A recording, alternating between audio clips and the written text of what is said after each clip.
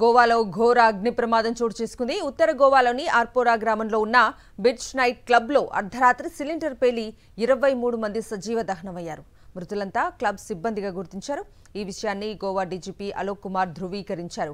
ప్రమాదం జరిగిన విషయం తెలియటంతో ఆ రాష్ట్ర ముఖ్యమంత్రి ప్రమోద్ కుమార్ సావంత్, స్థానిక ఎమ్మెల్యే మైఖేల్ లోబో ఘటనా స్థలానికి వెళ్లారు. చనిపోయిన వారిలో పర్యాటకులు ఎవరూ లేరని ఎమ్మెల్యే లోబో పేర్కొన్నారు. సిలిండర్ పేలుడు సమాచారంతో అగ్నిమాపక సిబ్బంది, అత్యవసర బృందాలు ప్రమాదం చోటు చేసుకున్న ప్రాంతానికి వెళ్లి సహాయక చర్యలు చేపట్టాయి. ప్రమాదంపై దర్యాప్తు జరపనున్నట్లుగా పేర్కొన్న సీఎం మృతుల కుటుంబాలకు ప్రగాఢ సానుభూతి ప్రకటించారు. క్లబ్లో సేఫ్టీ రూల్స్ పాటించలేదని ప్రాథమికంగా సమాచారం అందిందన్నారు. బాధ్యులపై కఠిన చర్యలు తీసుకుంటామని సీఎం సావంత్ తెలిపారు.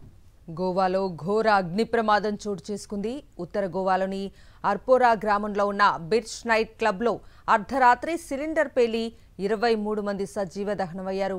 మృతులంతా క్లబ్ సిబ్బందిగా గుర్తించారు.